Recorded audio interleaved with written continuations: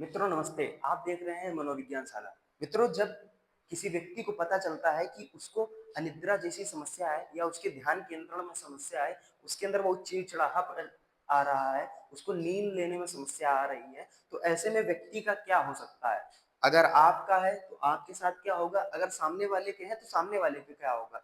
जाहिर सी बात है, ऐसे व्यक्तियों की कार्य करण क्षमता बहुत क्षीण हो जाती है, तो वो व्यक्ति अपने जीवन में उस तरीके के कार्य कर नहीं पाते हैं जैसा वो करना चाहते हैं। तो इसीलिए जो साइकोपैथोलॉजी का एक सीरीज चल रहा है, उसका आज का टॉपिक है जनरलाइज्ड एंजाइटी डिसऑर्डर। आज हम लोग सामान्यकृत चिंता विकृति के बारे में अच्छे से जानेंगे। आइए देखते हैं स्लाइड के बारे में। देखिए, generalised anxiety disorder, generalised anxiety disorder में क्या होता है? सामान्यीकृत चिंता होती है। इसमें एक लंबी अवधि से जो चिंता चली आ रही होती है वो होती है, परंतु इसका कारण मित्रों निर्धारित नहीं होता है और इसके पीछे कई क्रियाएं और कई घटनाएं होती हैं जो व्यक्ति के मनस्ताप में चला करती हैं, उनके मस्तिष्क में चला करती हैं, जिसका इससे संबंध होता है। आइए स्लाइड से और हम लोग आगे से अच्छे से जानेंगे। अभी देखेंगे हम लोग कि इसके लक्षण क्या होते हैं, किस किस तरह के व्यक्ति लक्षण करेगा। अगर आप किसी की काउंसलिंग कर रहे हैं तब, या फिर आप स्वयं अपने ऊपर इस चीज को लागू कर रहे हैं तब, देखिए किस किस तरह के लक्षण देखने को मिलेंगे। व्यक्ति अशांत होगा, बेचैनी होगी, उसको चिड़चिड़ाहट इस तरीके का महसूस होगा। नेक्स्ट में आत्मविश्वास में व्यक्ति की कमी होगी, निद्रा में व्यवधान होगा, ध्यान में कमी होगी, निर्णय क्षमता उसकी कमी हो सकी, वो जल्दी थकेगा, मांसपेशियों में तनाव, इस तरीके की चीजें सिम्टम्स आपको देखने को मिलेंगे। व्यक्ति अशांत, बहुत ज्यादा उसको खिसियाहट मचेगी, इस तरीके व्यक्ति आपके सामने सिम्टम प्रदर्शित करेगा। उसके आत्मविश्वास में कम, वो कॉन्फिडेंस नहीं हो पाएगा, अपने निर्णय क्षमता नहीं ले पाएगा। अगर दो डायरेक्शन में जाना है तो डिसाइड नहीं कर पाएगा कि ए में जाना है कि या बी में जाना है या कुछ और उसको करना है। निद्रा व्यवधान, व्यक्ति सोने में उसको डिफिकल्टीज होंगी। अगर सुबह सो रहा है, दिन में सो रहा है, रात में सो रहा है, इस तरीके की डिफिकल्टीज होने लगती है निद्रा में, उसको नींद नहीं आने लगी। ध्यान के अंदर कंसंट्रेशन पावर उसका बहुत कम हो जाएगा, वो किसी चीज में ध्यान नहीं लगा पाएगा। ऐसा व्यक्ति बहुत जल्दी जल्दी थक जाता है। ये जर्नलाइज्ड जो सिम्टम्स है जनरलाइज्ड एंजाइटी डिसऑर्डर के, सामान्यकृत चिंता में ऐसे सिम्टम्स आप लोग अपने घर में, आसपास मित्रों में, अपने घर परिवार के लोगों में देखते होंगे। आइए चित्रों के माध्यम से समझते हैं थोड़ा इसको। अब ये देखिए, जब ये व्यक्ति जो परेशान है, ऐसा लग रहा है किसी ऐसी बहुत सारी घटनाएं और विवेचनाएं इसके मस्तिष्क में चल रही है, जिसके कारण ये अपने आप को कंप्रेस कर रहा है, वो चिड़चिड़ा स्वभाव वाला हो रहा है, बड़ा परेशान हो के व्यक्ति इस तरीके से प्रदर्शन कर रहा है इसका। तो ये जनरलाइज्ड एंजाइटी सिम्टम्स इस तरीके से प्रदर्शित कर रहा है। नेक्स्ट हम देखेंगे ये जो केंद्र, जब बच्चे पढ़ाई करते हैं, उनके माँ बाप कहते हैं बच्चा सही से पढ़ नहीं पा रहा, ध्यान नहीं लगा रहा, मन नहीं लगा रहा, कंसंट्रेशन पावर जो होती है, किसी काम को करना है तो ध्यान की बहुत ज्यादा आवश्यकता होती है। ध्यान, हमारे जो वेद और जो ग्रंथ और जो पुराण है उनमें भी कहा गया है कि अपने ध्यान पे काम करिए, अपने ध्यान को मजबूत करिए, आप जीवन में बड़े बड़े लक्ष्यों की प्राप्ति कर सकते हैं।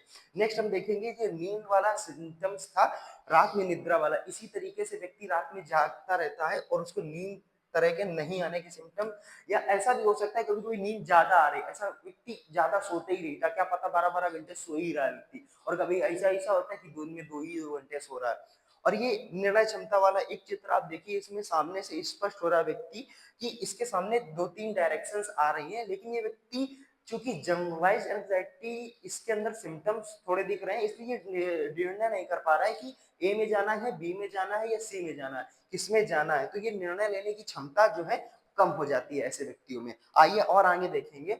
अब ये जो एक स्लाइड है ये बुक से लिया गया है। अब इसमें जानेंगे 100 व्यक्तियों में जब मेजर करते हैं कि इस व्यक्ति में कौन सा सिम्टम्स ज्यादा दिखाई देता है, कितने व्यक्तियों में उसका परसेंटाइल क्या है, उसके अकॉर्डिंग देखेंगे। आइए देखते हैं कि जीएडी में जब 100 रोगियों में विभिन्न समस्याओं का प्रतिशत जब निकाला गया वो क्या था। जैसे अनेबल टू रिलैक्स, 100 व्यक्तियों में 97 लोग रिलैक्स नहीं कर पाते हैं।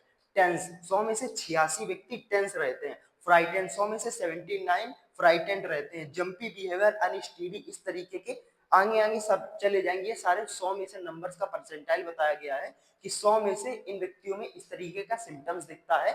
ये पूरे 12-15 हैं, आप इनको सही से देखेंगे तब आप समझेंगे। ये देखिए, unsteady, jumpy, weakness all over, hand sweating, terrified, heart racing, face flushed, wobbly, difficulty concentrating, fear losing control, fear being rejected, unable to control thoughts, confusion, mind blurred, inability to resell sentence, disconnected, blocking in speech, fear of being attacked, fear of dying. इस तरीके के अलग अलग symptoms देखते हैं और 100 में से कितना ज्यादा उसको मिलता है। जैसे इसमें 86, 76, मतलब 100 में से 72 लोगों को इस तरीके से या अलग अलग नंबर दिया गया, उसके अकॉर्डिंग ये सारे सिम्टम्स आपको देखने को मिलेंगे। आप सभी इसका एक्सप्लेन कर लीजिएगा अच्छे से, जो सारे पॉइंट्स दिए गए। हम लोग आगे पढ़ते हैं। ये क्या बताया गया, ये देखिए फ्राइटेंड का एक बहुत अच्छा उदाहरण दिखाया गया है।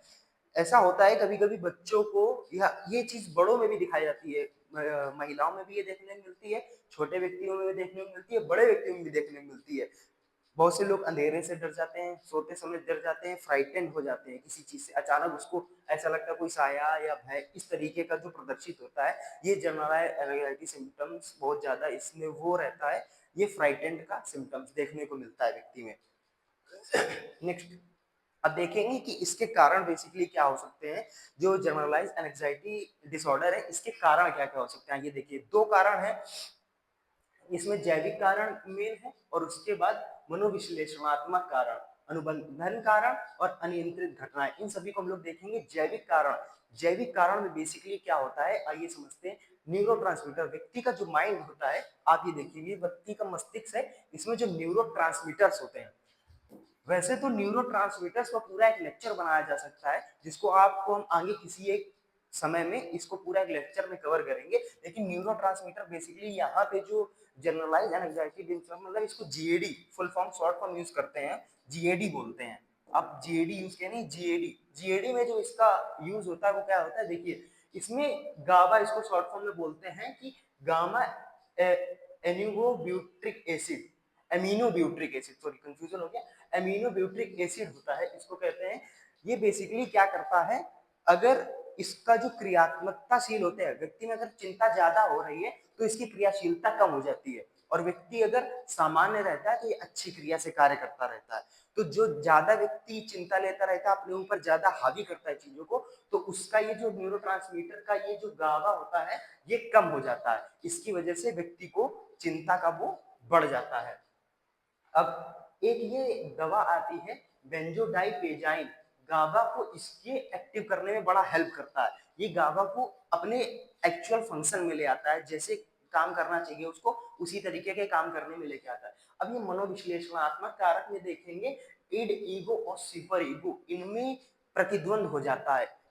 इड, ईगो, सुपर ईगो, अहम, परा अहम और इद, इन तीनों में आपस में कॉन्फ्लिक्ट हो जाता है। और इड, ईगो, सुपर ईगो पे आपको एक पर्सनल पर्टिकुलर लेक्चर बना के देंगे, आप उसमें इड, ईगो, सुपर ईगो को आसानी से समझिएगा। बेसिकली एक आइस क्यूब के फॉर्म में इसको समझाया गया है, आपको समझाएंगे आसानी से, आपको समझ में आ जाएगा। फिलहाल के लिए देखते हैं अनुबंधन, कंडीशनिंग कारण। अब कंडीशनिंग का कारण क्या होता है, व्यक्ति ने एक चीज देखी, चिंता को कि सामने समाज में क्या हो रहा है, किस तरीके से हो रहा है, व्यक्ति ने चिंता को देखा, अपने ऊपर हावी किया और उसको बार बार कंडीशनिंग, एक चीज से डरा, फिर उसी चीज की चिंता, फिर उसी चीज की चिंता, फिर उसी चीज की चिंता, इस चीज को कंडीशनिंग करते हैं, वो अपने ऊपर लागू कर लेता है उस चीज को। अब अनियंत्रित घटनाएं, अनकंट्रोल्ड इवेंट, अब ये जो होता है कि ऐसे कुछ इवेंट जिनका अनुमान ही व्यक्ति नहीं लगा पाता है, लेकिन उसके जीवन में घटित होती है, तो वो बहुत ज्यादा चिंता का कारण बन जाता है। व्यक्ति को पता ही नहीं होता, अगर व्यक्ति को पता हो तो इन चीजों को रिकवर करने के लिए कुछ कर सकता है, लेकिन व्यक्ति को पता नहीं होता है, ये चीजें अचानक से होती, अनकंट्रोल्ड होती हैं, इसलिए व्यक्ति उनको ठीक नहीं कर पाता। अब आइए देखते हैं इसका उपचार किस तरीके से होता है, ट्रीटमेंट क्या हो सकता है। इसका ट्रीटमेंट बेसिकली दो तरीके से होता है, मेडिकेशन के माध्यम से और संज्ञानात्मक व्यवहार उपचार के इसके माध्यम से। मेडिकेशन में आइए देखते हैं, मेडिकेशन में how to overcome from GAD, GAD से ओवरकम कैसे किया जाता है, औषधीय उपचार। औषधीय उपचार मतलब साधारण जो व्यक्ति साइकोलॉजिस्ट के पास, साइकोलॉजिस्ट तो दवाएं आपको प्रेफर नहीं कर सकते हैं, साइकाइट्रिस्ट आपको प्रेफर कर सकते हैं। मैं ये हर वीडियो में बार बार रिपीटेडली आपको बता रहा हूँ ताकि आपका साइकाइट्रिस्ट और साइकोलॉजिस्ट का अंतर क्लियर हो जाए। तो औषधीय जो होता है, एंटी डिप्रेसेंट दे दी जाती है व्यक्ति को, जिससे उस इतलापन आ जाता है, उसमें चिंता का स्तर थोड़ा सा कम हो जाता है। अभी फिलहाल जो फेमस चल रही है वो है वैलियम।